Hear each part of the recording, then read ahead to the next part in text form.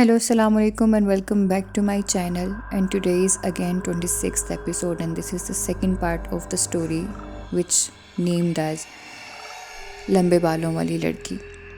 अब तक कहानी में हमने देखा कि किस तरह से उस लड़की को एक जिन जो है वो पोजेस्ट कर लेता है, उसके अंदर एक जिन आ जाता है जो उसको पसंद करता होता है और मौलवी साहब उसके जिन को काबू भी कर लेते हैं और उसके बाद वार्न करते हैं कि अगर वो लड़की दोबारा उस दरख्त के पास जाएगी तो मसला हो सकता है।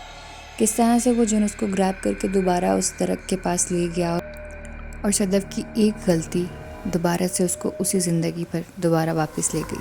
तो चलिए वीडियो को बिना देरी के स्टार्ट करते हैं और देखते हैं कि उसके इस कदम के बाद उसकी लाइफ में क्या मुश्किलात पैदा हुई।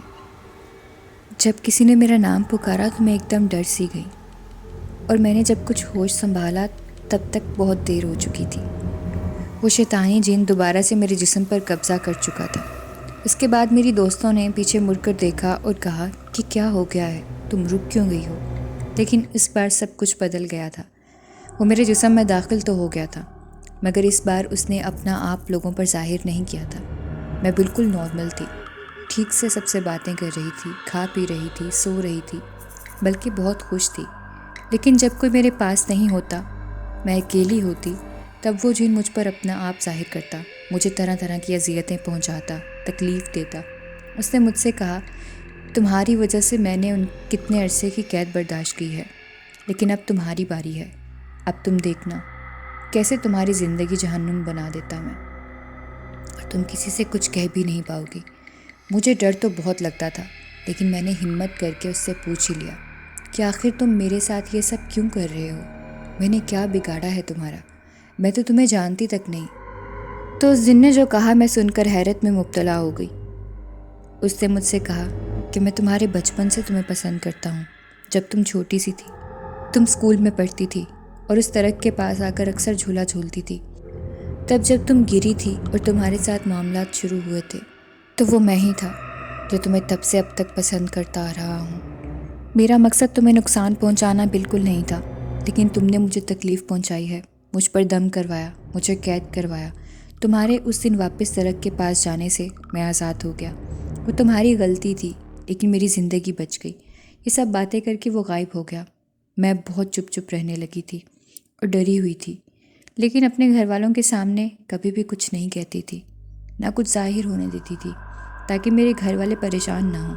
उसके बाद कुछ दिन ऐसे ही गुजर गए और एक दिन मेरी दोस्त मेरे घर आई और मैंने देखा कि वो मेरी अम्मी से कुछ बातें कर रही है। मैं समझ नहीं पा रही थी कि ऐसा आखिर क्या है कि मेरी दोस्त मेरी अम्मी से बातें कर रही थी और मेरे आते ही वो लोग खामोश हो गए।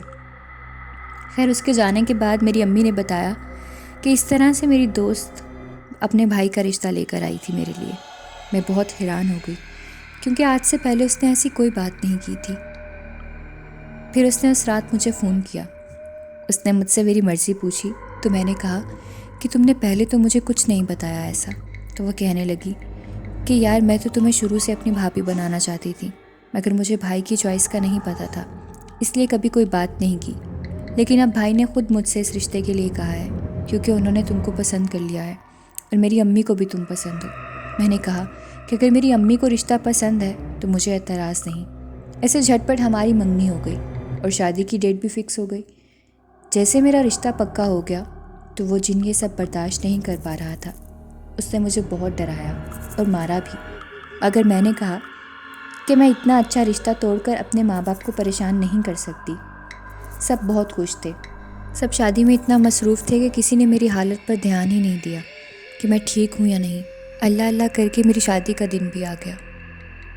उस जिन का टॉर्चर बर्दाश्त किया तो मैंने सिर्फ अपनी फैमिली की खातिर, कि ताकि सब कुछ अच्छे से हो जाए, मैं अपने ससुराल चली गई। एकदम वो जिन भी गायब हो गया। मैं हैरत में मुब्तला हो गई कि वो इतनी आसानी से कैसे जा सकता है।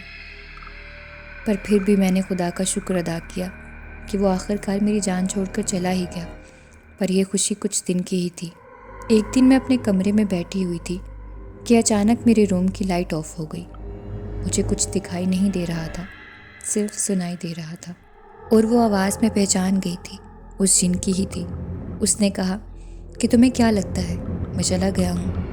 नहीं सदफ, अभी तो कहानी शुरू हुई है, अब तुम देखना میں کیسے تمہاری زندگی عذاب بناتا ہوں. تم سے بہت سے بدلے باقی ہیں. یہ کہہ کر وہ آواز بند ہو گئی اور میرے ہسبینڈ روم میں آ گئے اور کہنے لگے کہ صدف کیا ہوا ہے؟ تم نے لائٹ دن کے ٹائم کیوں آف کر رکھی ہے؟ تو میں اس ٹائم بہت زیادہ خوفزدہ ہوئی پڑی تھی. تو میرے ہسبینڈ سمجھ گئے کہ کچھ تو ہوا ہے. انہوں نے سمجھا شاید میری ساس سے کوئی لڑائی ہوئی ہے. تو میں نے کہا کہ نہیں، بس کچھ طبیعت ٹھیک نہیں ہے میری. اب میرے دن اور رات خوف سے بھر گئے تھے. مجھے کوئی بھی بلاتا یا آواز دیتا تو میں ڈر جاتی. میری دوست جو کہ اب میری نند تھی، اس نے بھی مجھ سے پوچھا. میں نے اسے بھی کچھ نہیں بتایا. میرے شوہر کو آفس میں نقصان ہونے لگا. گھر میں بھی کبھی کچھ جل جاتا، کبھی کچھ ٹوٹ جاتا. محلے میں بھی سب عورتیں میری ساس کو میرے خلاف پٹیاں پڑھانے لگیں کہ جب سے تمہاری بہو آئی ہے تمہارے گھر سارے کام خراب ہو رہے ہیں. لیکن اللہ کے کرم سے میری ساس بہت اچھی تھیں. وہ مجھے کچھ نہیں کہتی تھیں. ایک دن پھر مجھے وہ خواب میں دوبارہ سے جن نظر آیا اور میں ڈر کر اٹھ گئی. میری نند جب کمرے میں آئی تو اس وقت میں رو رہی تھی. اس نے مجھ سے گھبرا کے پوچھا کہ آخر کیا بات ہے، تم کیا چھپا رہی ہو مجھ سے؟ میں خود کو کنٹرول نہیں کر پائی اور میں نے تنگ آ کر اس کو سب کچھ بتا دیا. میں تنگ آ گئی تھی اس زندگی سے. ڈر ڈر کر میں اور نہیں جی پا رہی تھی. میں نے اسے ساری بات بتا دی اور کہا کہ میں اپنے گھر والوں کو بھی پریشان نہیں کر سکتی. پہلے بھی انہوں نے مجھے اس سب سے نکالا تھا، لیکن میری خود کی چھوٹی سی غلطی کی وجہ سے میں دوبارہ اس دلدل میں پھنس گئی ہوں. میں کیسے ان کو بتاؤں؟ اور تمہارے بھائی کو بھی نہیں بتا سکتی کچھ. ان کو تو میں بھی ٹھیک سے جانتی تک نہیں. وہ کیا سوچیں گے اگر انہوں نے مجھے چھوڑ دیا تو؟ میری دوست کہنے لگی کہ تم اتنا زیادہ کیوں سوچ رہی ہو؟ تم اپنے گھر مت بتاؤ. لیکن میرے بھائی ایسے نہیں ہیں. تم ان کو جا کے سب کچھ بتاؤ. تم ان کی بیوی ہو، ان کی ذمہ داری ہو. وہ تمہیں ضرور سمجھیں گے. پریشان مت ہو، اس میں تمہارا قصور نہیں ہے. مجھے کچھ سکون ملا. میں نے اسی رات اپنے ہسبینڈ کو سب کچھ بتا دیا. انہوں نے کہا کہ میرا دوست ہے، حافظ قرآن ہے اور وہ لوگوں کی فی سبیل اللہ مدد بھی کرتا ہے. اللہ پاک نے اسے روحانی علم سے نوازا ہے. میں اس کے پاس تمہیں لے کر جاؤں گا، سب ٹھیک ہو جائے گا.